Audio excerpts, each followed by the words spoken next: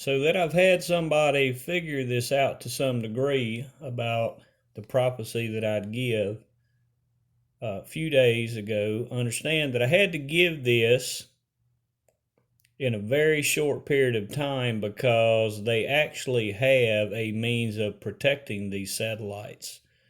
There's a protocol, so it had to be given very quickly. And if they had figured it out, they could have used that protocol to protect those satellites. So did anybody pay attention, and this relates to the last video, did anybody see that the 40 satellites had been destroyed that had only been launched just a week ago, a little less than a week ago, by SpaceX? Remember, X marks the spot. God always is on time, and these satellites were very important, extremely important to the enemy's plan of what he was about to release upon the earth as it relates to everything that's trying to be forced and implemented in these days. So what I did was give the fire and water prophecy, and I left that very vague, and I gave it a day before the event so that they wouldn't have time to figure it out, and also that these false prophets, Trump prophets, wouldn't have a clue of what I was referring to either. But understand, this goes much further back. So I was giving an understanding of these prophecies, of the things that were to come many months ago. I was giving a full understanding of the fire and the water, the halo, the rainbow, the gravitational waves, the microwaves. And you can't think of things on a understand this battle is being fought on many fronts. There are many areas this battle is being fought. And one prophecy can be for one specific thing, but it also can be utilized in another area. This is the omnipotence of God. Remember, he knows the end from the beginning, so he can reveal all things through the word, and only his true prophet can utilize what's given to him to show the omnipotence of God and just how far ahead he is and how well he knows the plan before the enemy ever even implements it. The power of God, the omnipotence of God, that the enemy is never in control even when he truly believes he's in control, just like these false prophets. They only believe they have some kind of knowledge and discernment when the whole time I'm many levels ahead of them. And I'm going to I'm going to use this video as just an example. If you go back to those videos that when I was showing, and you'll see in the thumbnail of my hand on fire, you'll also remember, for those who have followed me, the stuff that I was teaching about how microwaves destroy microchips, the arc, the rainbow, the halo. And you'll see those, all of those videos will have a picture of like an arc or a microwave being emitted from the sun and the moon. And it was all about the gravitational and microwaves. And remember what I did in those videos and what I was teaching about, because it's part of the prophecy that I give. And the reason I have to do this is so that not only does the enemy not know what's coming in advance, but I can also show that I know things in advance well before they even initiate their plans. It also allows me to show just how ignorant and clueless the false prophets are, even though they try to steal my prophecy.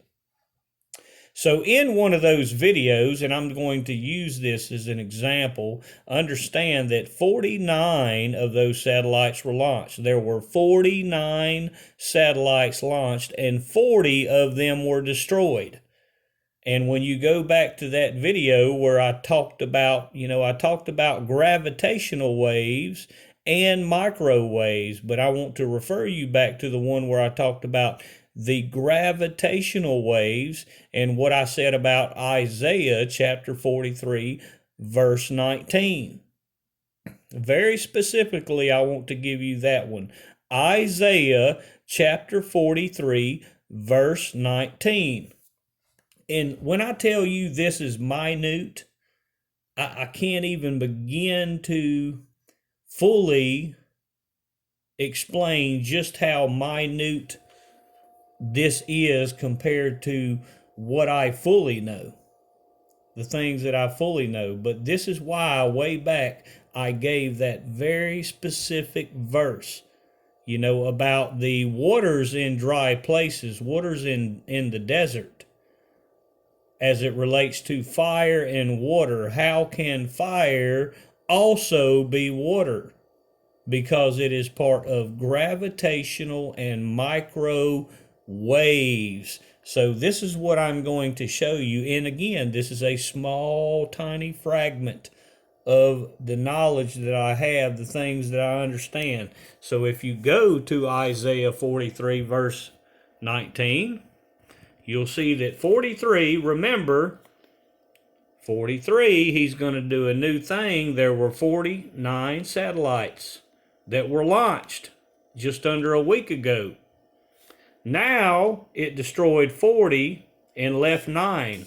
So you subtract the 9 from the 49 and you're left with 40. And you need to realize the importance of that, the significance of that number as it relates to God. That is a number of completion, a number of whole, that number 40. So again, you have Isaiah 43, verse 19. You bring down your 4 and your 9. You take away the 9, which was what's left, you left with 40. But then if you add that 9 back to the 4, you subtract that. I did that a little bit wrong. You subtract that 9. That should be a subtraction. You subtract the 9 from the 40, you're left with 31. And what do you get? 49, 31. Do you see the omnipotence of the word?